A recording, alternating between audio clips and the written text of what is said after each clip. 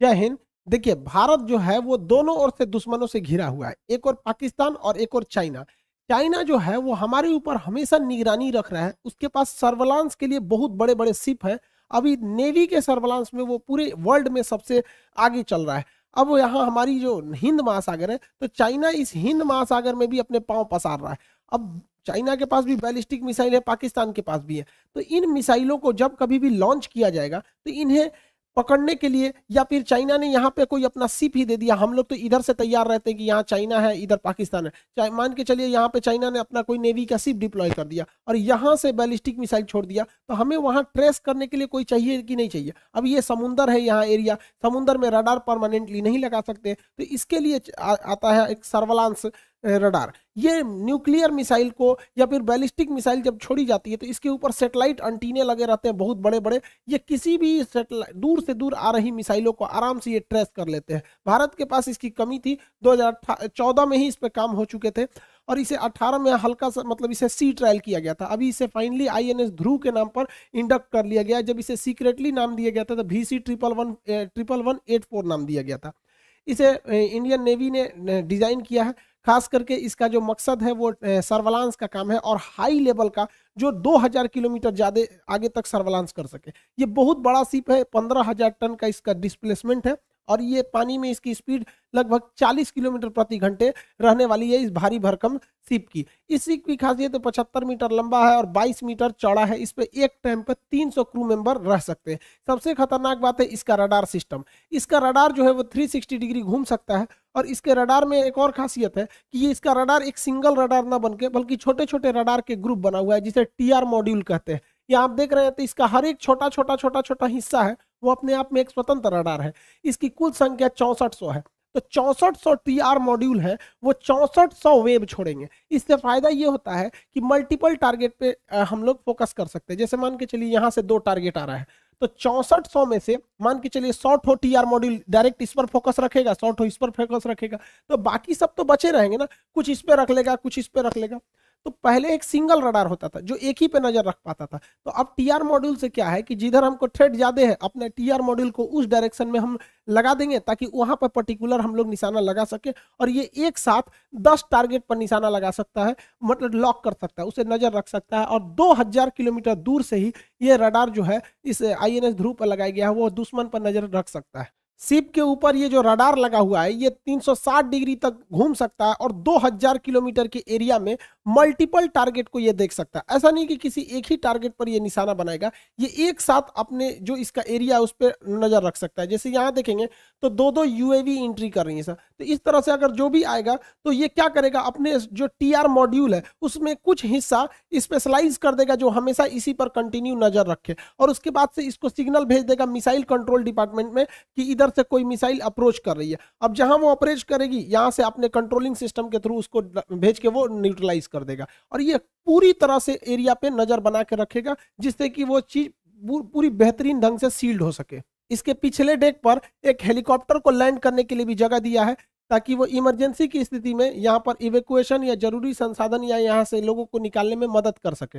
ये हेलीकॉप्टर अपने पीछे डेक पर एक हेलीकॉप्टर को लैंड करा सकता है जो रेस्क्यू के टाइम पर आराम से काम आया जा सकता है। इस हेलीकॉप्टर की मदद से इमरजेंसी ड्रॉप भी किया जा सकता है। बैलिस्टिक मिसाइल बहुत दूर तक हमला कर सकती है, ये कई हजार किलोमीटर जा सकती है। डायरेक्ट हमला नहीं करती है, ये छुपी हुई जगह पर रहती है, या वो सबमरीन से लॉन्च कर दी जाएंगी या फिर कनेस्टर्स में इस तरह से लॉन्च कर दी जाती है। और जब वो री एंट्री करती हैं तब आदमी को पता चलता है कि हमारे ऊपर मिसाइल का अटैक हो गया। बीच में अगर पता चल जाएगा तो हम उसे न्यूट्रलाइज कर सकते हैं। आजकल मिसाइलों को जमीन के अंदर अंडरग्राउंड कनेस्टर में रखा जाता है और वहां से इन बैलिस्टिक मिसाइलों को लॉन्च करा दिया जाता है और ये अंतरिक्ष में जाती हैं। अंतरिक्ष में के बाद जब ये हमारे एरिया में आएगी और री एंट्री करेगी तो री एंट्री करते समय इसको ट्रेस करना बहुत ज्यादा जरूरी हो जाता है, वरना ये बहुत ही हाई रेंज की होती हैं और इनको पकड़ना बड़ा मुश्किल हो जाता है। तो रास्ते में अगर इन्हें पकड़ लिया जाएगा तो इनकी घातकता को हम कैंसिल कर सकते हैं क्योंकि हमारे पास S-400 मिसाइलें हैं।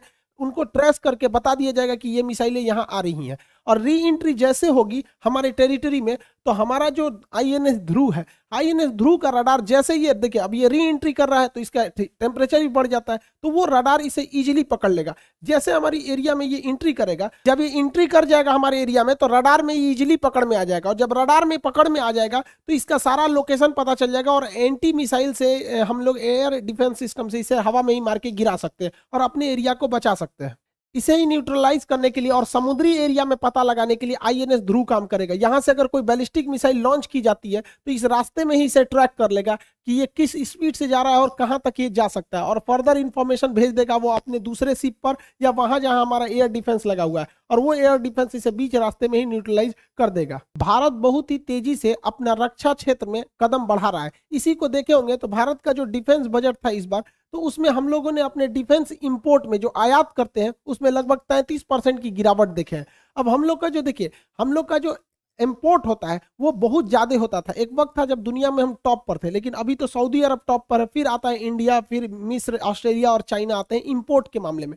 तो अब हम लोग भारत सरकार ने लगभग 150 ऐसे छोटे बड़े हथियारों का लिस्ट बनाया है जिसका हम इंपोर्ट नहीं करेंगे बल्कि भारत से ही उसे बनाएंगे, भारत के ही जो मेक इन इंडिया प्रोग्राम के तहत। और हम लोग एक्सपोर्ट पे भी ध्यान दे रहे हैं। तो एक्चुअली क्या है कि हम लोग इंपोर्ट को कम कर दिए ताकि हम स्वदेशी बना रहे हैं, इसलिए हम लोग का 33% गिरावट देखा गया। इसका मतलब ये नहीं है कि हम लोगों ने हथियारे नहीं लाए हैं या फिर सेना में कुछ छूट दे दिया गया या फिर उसमें ढिलाई बरती जा रही, ऐसा नहीं है, हम उसे बना रहे हैं। तो जब हम मेक इन इंडिया करेंगे तो इंपोर्ट घटेगा ही। ये अच्छी बात है कि हमारे यहाँ घट रहा है और इंपोर्ट घट रहा है और एक्सपोर्ट बढ़ रहा है, लेकिन बहुत संतोषजनक एक्सपोर्ट नहीं देखा जा रहा है सेना के सेक्टर में। डिफेंस में सबसे ज्यादा यूएस का वर्चस्व 37%, लगभग पूरी दुनिया का एक्सपोर्ट अकेले यूएसए कर देता है। 17% रूस करता है, 8% फ्रांस, चाइना का नंबर चौथे नंबर पर है 5.2% पे, इंडिया 0.2% है। हालांकि इंडिया का बहुत पीछे है। और आज की जो लड़ाई होगी वो मेनली मिसाइलों और क्रूज मिसाइल और इस पे डिपेंड करेगी ड्रोन पर। ड्रोन के टेक्नोलॉजी में भारत बहुत ही पीछे है, हालांकि क्रूज मिसाइल के टेक्नोलॉजी में भारत बहुत आगे है। आपको बताए भी थे, हम लोगों ने फिलीपीन को एक्सपोर्ट करना चालू भी कर दिया है। भारत अभी मुख्य रूप से बड़े जो एडवांस लेवल के चीजें हैं उन्हीं का आयात कर रहा है, जैसे में राफाल हो गया, S-400 हो गया, चिनूक हेलीकॉप्टर हो गए, इस तरह के कुछ हल्के हेविटजर ये सब हो गए, एयर डिफेंस, इसी सब चीज़ों का भारत आयात कर रहा है जिसकी टेक्नोलॉजी भारत के पास अभी उतनी अच्छी नहीं है और उसकी सख्त जरूरत है। जबकि अगर देखेंगे भारत को निर्यात करने के लिए तो भारत ने बहुत सारे छोटे छोटे देशों को निर्यात करना चालू कर दिया है, चाहे वो अफ्रीका के देश हो, हमारे पड़ोसी देश हो, उन लोग को निर्यात करना चालू कर दिया। चाहे वो अभी देखेंगे मेक इन इंडिया के तहत ही हम लोगों ने अपना हेलीकॉप्टर, अपना तेजस जहाज, फिर एयरक्राफ्ट कैरियर तक बना दिए। तो इन सब छोटे छोटे हथियारों को भारत बहुत ज्यादा एक्सपोर्ट कर रहा है। इससे भारत में रोजगार भी बढ़ेगा और भारत को एक्सपोर्ट भी बनेगा। देखिए ऐसा नहीं है कि एक मेन रोजगार के लिए जितना हथियार हम बनाएंगे ना तो उसके बाद हमें उससे कुछ सीख मिलेगी, तो हमारी टेक्नोलॉजी खुद एडवांस होगी। अब हम बनाएंगे ही नहीं, सोचेंगे कि एक ही बार हम राफेल बनाएंगे, तो ऐसा नहीं है। देखिए हम जब दीवार पे कांटी ठोकते हैं तो एक बार हथौड़ी मारते हैं तो कांटी नहीं जाता है, लगभग 8-10 बार मारना पड़ता है। तो इसका मतलब ये नहीं कि जो पहली दूसरी तीसरी बार आप हथौड़ी मारे थे उसका कोई वैल्यू नहीं है, उसका भी बराबर वैल्यू है उसमें यहाँ पे, लेकिन फाइनली सफलता अंतिम में मिलती है। तो फ्रांस ने जो राफेल बना लिया है, फर्स्ट टाइम में राफेल नहीं बना लिया था, उसकी भी बहुत सारी टेक्नोलॉजी फेल हुई थी। तो हम जितना ठोकर खाएंगे उतना ही हम समझेंगे कि आखिर इसमें क्या क्या टेक्नोलॉजी हो रही है। आत्मनिर्भर होना इतना ज्यादा जरूरी है कि अभी देखेंगे जापान का म्यांमार के साथ बड़ा अच्छा रिलेशन था, लेकिन अभी म्यांमार में तख्ता पलट हुआ है। तो तख्ता पलट होने से पहले म्यांमार की सरकार जो आंग सान सू की थी वो जापान से एक सैटेलाइट लॉन्च करने के लिए बोली थी। तो जापान ने उस सैटेलाइट को डायरेक्ट लॉन्च नहीं किया, बल्कि उसने इंटरनेशनल स्पेस स्टेशन पर इसे ले जाके लॉक किया और कहा कि भाई हम इसके बाद इसे जब एक उचित ऑर्बिट आएगा तो हम उसमें लॉन्च कर देंगे। तब तक इधर तख्ता पलट हो गया। तो जापान ने कह दिया कि भैया ये तो सेना से हमारा समझौता ही नहीं था, हमारा तो डेमोक्रेटिक गवर्नमेंट से समझौता था, तो जब सरकार आएगी तो हम ये सैटेलाइट लॉन्च करेंगे। अभी उसको यहीं पे बांध के रखा है, खूंटा में जैसे भैंस बांधा जाता है, सैटेलाइट बांध के रख ले। तो हम लोग तो अंतरिक्ष के मामले में आत्मनिर्भर है। तो ये बहुत भारत के लिए भी अच्छा है कि भाई भारत बहुत ज्यादा सैटेलाइट को भी इजीली लॉन्च कर सकता है। तो आप देख सकते हैं कितना ज्यादा जरूरत होती है आत्मनिर्भर बनने की, वरना युद्ध या विकट परिस्थिति के समय में कोई भी देश मना कर देगा। जैसे मान के चलिए हमारा फ्रांस से अगर रिलेशन खराब हो जाता है तो क्या वो राफाल का पार्ट पुर्जा देगा? उसमें कोई सेंसर, रडार कुछ भी बिगड़ गया नहीं देता है। खैर हमारा रिलेशन अच्छा है, लेकिन अगर खुद से बनाते तो ज्यादा बेटर रहता। अभी भारत के लिए बहुत अच्छी खबर है कि भारतीय नेवी ने अपना अंडरग्राउंड सबमरीन को रखने का व्यवस्था कर लिया है। ये आंध्र प्रदेश के विशाखापट्टनम के पास किया गया है। इस व्यवस्था के तहत जमीन के अंदर पहाड़ों को खोद के एक गुफा बनाया जाएगा, उसमें इस पनडुब्बी को लेकर चले जाएंगे, तो पता ही नहीं चलेगा हमारी पनडुब्बी कहाँ है। तो इसके बारे में हम चर्चा करेंगे, क्योंकि भारत सरकार ने जब देखा था, हमारी नेवी ने, कि चीन की पनडुब्बी ऐसे इमेज में देखेंगे तो ऐसे आ रही है और अंदर कहीं घुस जाएगी, इसके अंदर बेस बनाया था, तो भारत सरकार को भी लगा था कि हमें भी बनाना चाहिए। तो नेक्स्ट वीडियो में हम आपको बताएंगे कि किस तरह से ये अंडरग्राउंड बेस काम करते हैं और इसका क्या फायदा और क्या नुकसान हो सकता है, और अगर इसके ऊपर ही एटमिक हमला हो जाए तो फिर ये कैसे सुरक्षित बच सकते हैं। और आप सबका एक बार तहे दिल से फिर से धन्यवाद, आप सब लोगों ने इतना स्नेह दिया, जो इतना जल्दी 7 मिलियन सब्सक्राइबर पहुंचा दिए। एजुकेशन चैनल को बहुत कम ग्रोथ मिल पाता है, लेकिन आप सब लोग को फिर से तहे दिल से हाथ जोड़कर धन्यवाद देते हैं।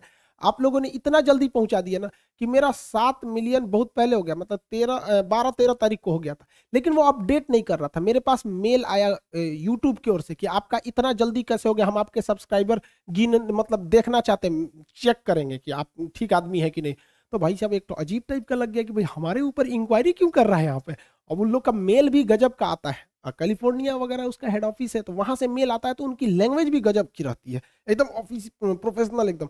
हमको लगा क्या करेगा भाई साहब, फिर उसने 3-4 दिन तक किया मेल, और फिर बातचीत मेल टू मेल ही होती है उन लोगों से। तब वही उन्होंने कहा कि नहीं, आपके जितने भी हैं सब जेन्युइन है, और बहुत खुशी हुआ। और तब जाके उसने अपडेट किया, तब आया 7 मिलियन। आप सब लोग का तहे दिल से धन्यवाद। और ऐसे ही हुआ एप्लीकेशन पे, खान सर ऑफिशियल एप्लीकेशन पे अब तक 13 लाख से ज्यादा स्टूडेंट हो चुके हैं, लेकिन प्ले स्टोर का आ रहा है कि नहीं, इतना जल्दी कैसे हो गया। जब तक हम पूरा क्लियर नहीं करेंगे तब तक हम भी अपडेट नहीं करेंगे उसको। तो आप सब लोग का इतना स्नेह मिलता है, तो हम भी अभी थोड़ा सी क्या है कि पटना में ऑफलाइन क्लासेस खुल गई हैं, तो यहाँ 8 घंटा 9 घंटा डेली क्लास लेना पड़ता है, तो थोड़ा टाइम कम मिल पाता है। लेकिन फिर भी अब हमने थोड़ा सा प्लान चेंज करेंगे, तो नेक्स्ट वीक से आप लोग को रेगुलर वीडियोस मिलते रहेंगे, और इस वगैरह जो भी चीज़ें बाकी रह गई हैं वीडियोस में, उसको भी हम बताएंगे। आप सब लोग का तहे दिल से धन्यवाद, बहुत बहुत बहुत बहुत धन्यवाद आप लोग का। Thank you. मिलेंगे नेक्स्ट क्लास में। जय हिंद।